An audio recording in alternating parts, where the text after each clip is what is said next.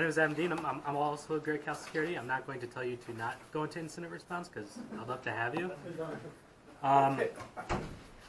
Full disclosure, I'm pretty bad with PowerPoint, so throughout this presentation you're going to see random transitions that I felt were appropriate. So like I said, I'm with Adam Dean with Great Cal Security. We primarily work with small to medium-sized businesses. And I'm fairly new to the IR game. I've been doing it for 2 to 3 years now. So the corporate sector is quite the interesting place when it comes to incident response. Most people don't really know what they're doing. If you get called for an incident, 9 times out of 10, they don't even know what really incident response is. And I indented it, see? I'm getting better at PowerPoint. Those are all actually the same client, which will be the first incident. I don't know if anybody was here for the last, I did this last year. The first one's going to be the same because I have new information that just came in recently that was super fun to deal with. But generally, like I said, the corporate sector of incident response, it's rare to see someone who's good at security or has standardized policies and procedures. And the biggest thing I'm seeing now is like insurance agencies, law firms trying to get into the technical side of incident response. Even though I don't know very many, very technical lawyers that would. So yeah. I'll save my opinions. So basically, this presentation I'm going to go over 3 incidents that happened within the last year. Besides this first one, which because again I got new information. That kind of went sideways, that scope was changed in the middle of it, or stuff that I just found interesting or funny. Really, maybe a better title next year. So the first incident, it's a very small healthcare clinic, about 20 employees, around, I want to say 3,000 patients total, so pretty small. They are not tech-savvy people whatsoever, and they don't really know the technical side of the HIPAA regulations. So they called us saying that 7 records had been, accessible from the internet. Some patient called them saying, yeah, I was able to Google my name. And so what we found was, there was an FTP server that allowed these scanning, was just accessible from the internet. 7 records. So that's kind of key part here. It's also important to note, I'm sure a lot of you are somewhat familiar with HIPAA. When it comes to breaches, 500 is the magical number. If you're below 500, it's not considered a HIPAA breach, or it's a different level. But if you're above 500, then it's a bigger deal. So the very next day, the owner of the company got an email from a guy named Johnny, who said that he downloaded the entire FTP site. And he claimed, he wanted $50,000 for the risk of handling HIPAA-related information. He also kept saying Romanian hacker form, which was, okay. And he emailed the owner from, it's a legitimate company apparently, from the organization's email address. At that point, the FBI got involved and they were pretty interested. At least I think. I don't know. I don't ever really know. So what we found through looking at logs is that he actually downloaded around 1,500 records, not 7. And I was able to tell it was him because I just simply pinged the domain on the email address and went searching in logs, like a 1 out of a million chance it just happened to work. Because of his email, the lawyer that we were working with thought it might be considered extortion. I don't think anything ever came of that because the FBI took over from there. But he also claimed he knew the patient that initially reported that she found her record online and the IT vendor who misconfigured this FTP server to allow anonymous access from the internet. Conspiracy time. So I have a little bit, yeah. So I actually, what I did is I just to show the client, I took access to the server and just graphed it out. And then Johnny is kind of off the screen, but he's up there. And this is from 2013, so this FTP server was open for quite some time. So that could have been past patient records who were on this FTP server that are now just gone. And you're not going to really know which one it is. So by looking at the logs, we obviously saw, like I said, it was from 2013 to 2016 that it was accessible from the internet. The documents were just named Doc1, Doc2, and they're images.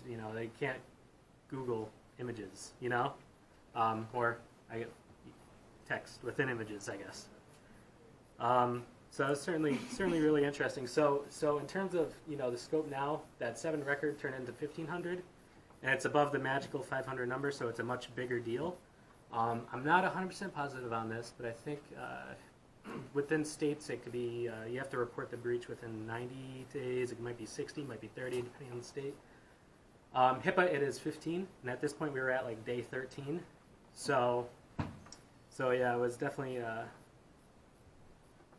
had to pull a couple all-nighters.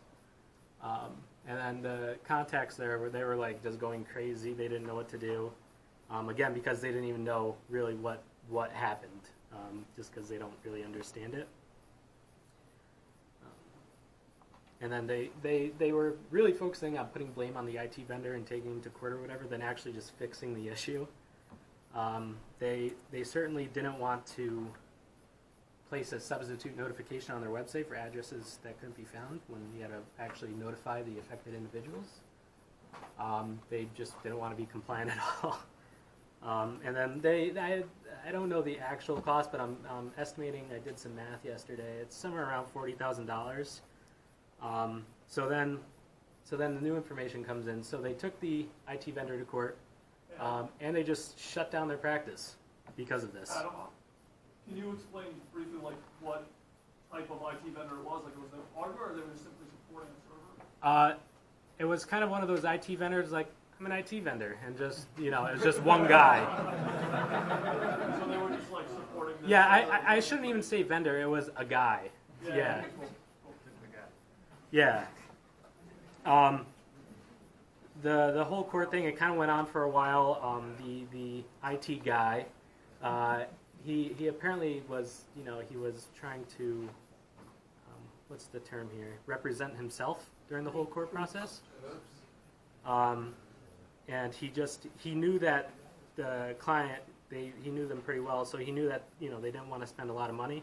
So he just dragged on the whole thing, and eventually, I guess, the client won. But then they were just kind of done, and they just shut their doors. Because, again, they're freaking out during this whole process.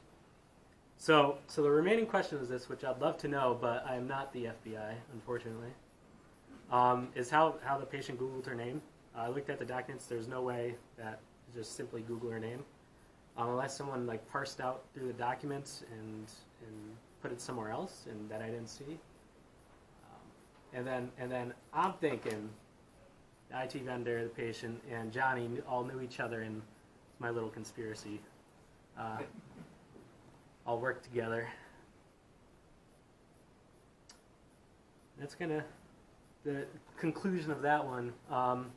Definitely, probably top 3 weirdest incidents. Just because everybody was just freaking out the entire time, and it was 1,500 people, still kind of a small scale breach. It's not really that big. I guess it might be big for a smaller practice, but still they're kind of freaking out for whatever reasons. Yeah. So going on to incident number 2, I got back from Puerto Rico, wanted to try out some new Spanish that I learned. So about this client, I put a lot more transitions than I thought I did.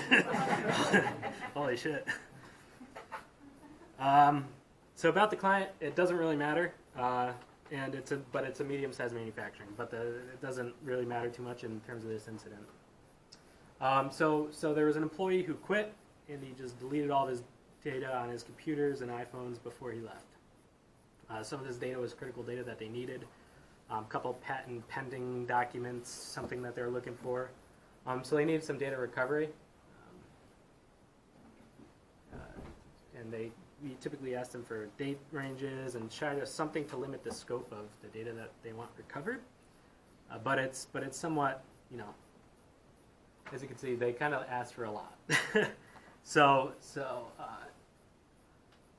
it was somewhat, the the employee rarely used his computers, so it was actually easier to recover, even though it was on a solid state drive, which makes it a lot harder to recover data. I always like comparing it to an Etch-a-Sketch. And again, he rarely used his computer, so it was kind of easy to get the data back. He just deleted the data and didn't do any secure erase or wipe the whole drive or anything like that, so it was fairly easy. So we did find the critical data. We also found about 50,000 selfies, and by selfies, I don't mean stuff you find on Facebook. So that kind of changed the whole game of this. They were no longer concerned about the critical data. They were more concerned about making this guy look bad in a courtroom setting. So it was no longer about recovering the actual data, even though they got it still.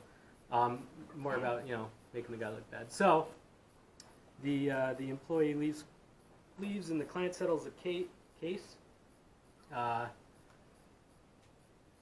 and they finally implement an acceptable use policy, which was great. So final one, incident number 3, the virus. So this was a fairly large public school district. I would put more pictures like Reg, but I've had no internet access. I wish I had more pictures, so you get transitions, okay? You're going to have to deal with it. So fairly large public school district. From them calling us, we could tell that they're just bad at managing what they have and keeping it up to date. So by managing what they have, actually making it work out as well, they just have kind of servers laying over here that they don't even remember are there. So the initial call. So the client discovered these tasks on their Microsoft Windows server. I don't know what year.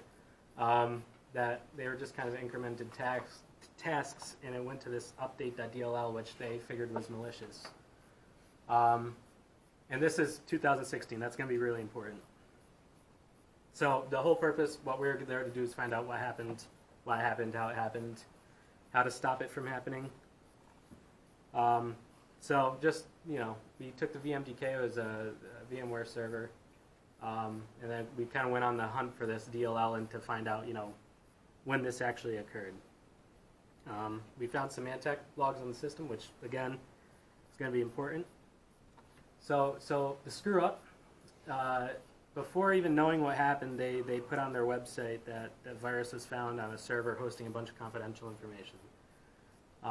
Again, probably shouldn't do that. I mean, I can understand, the substitute notice, but they didn't even know what was happening.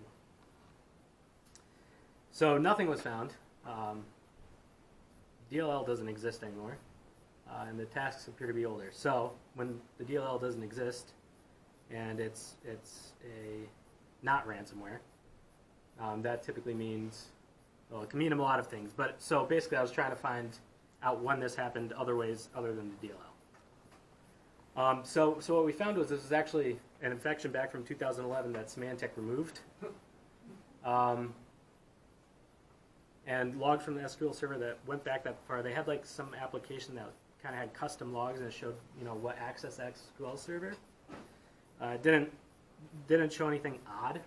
The logging was somewhat vague. So, but again, 2011, you're not going to see any information on the system itself to actually point you in that direction. Why are you doing this?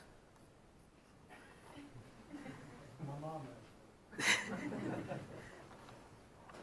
So basically, they notified the public because of something that happened or that didn't happen 5 years ago.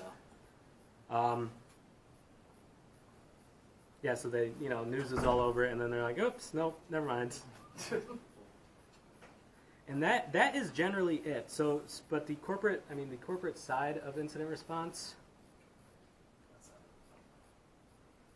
the corporate side of incident response, it's not. I might be stereotyping a little bit here, but the government sector seems to be much more process oriented and standardized.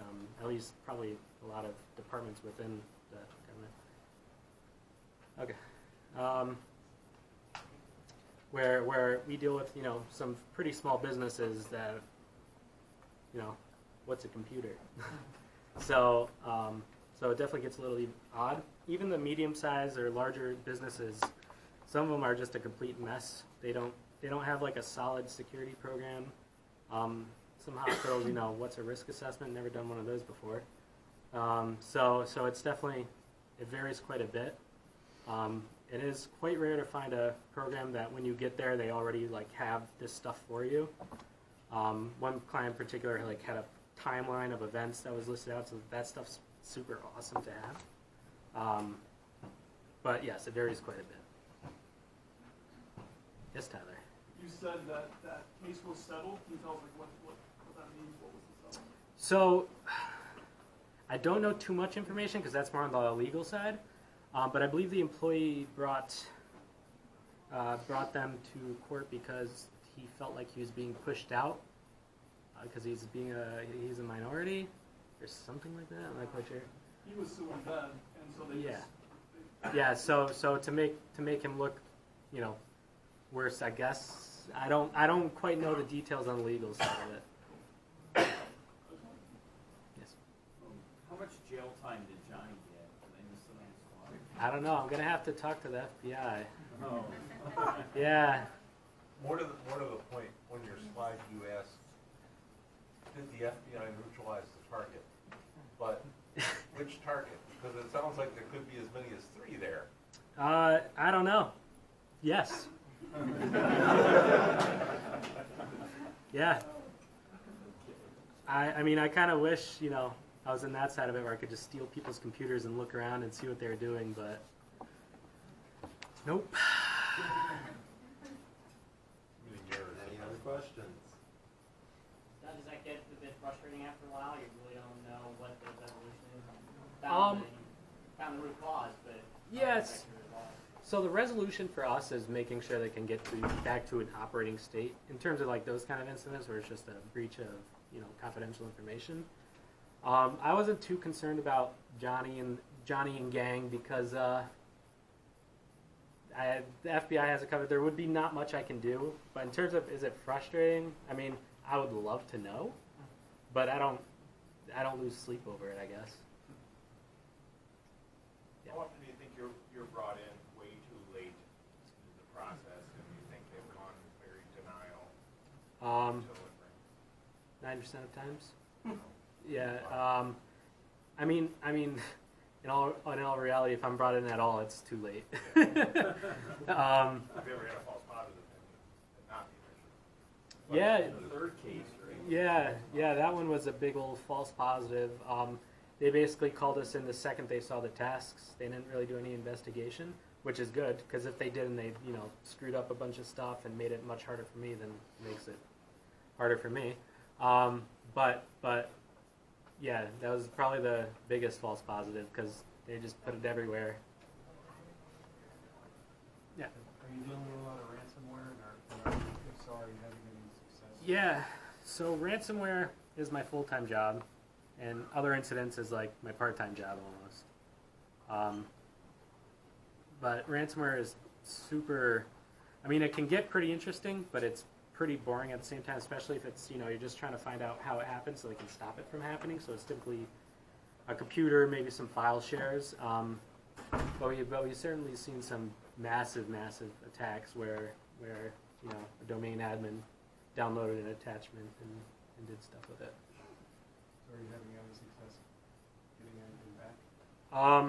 We typically, no. So most of the ransomware cases we see is locky or variants of like that where you're not going to find a decryption method. But we also have never had a client who paid the ransom, which is, I guess, good. So we kind of People back up, right? yeah.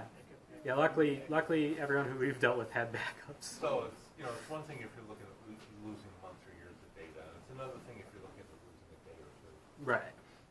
Yeah. So not to pay the criminals for a day or two of data is probably.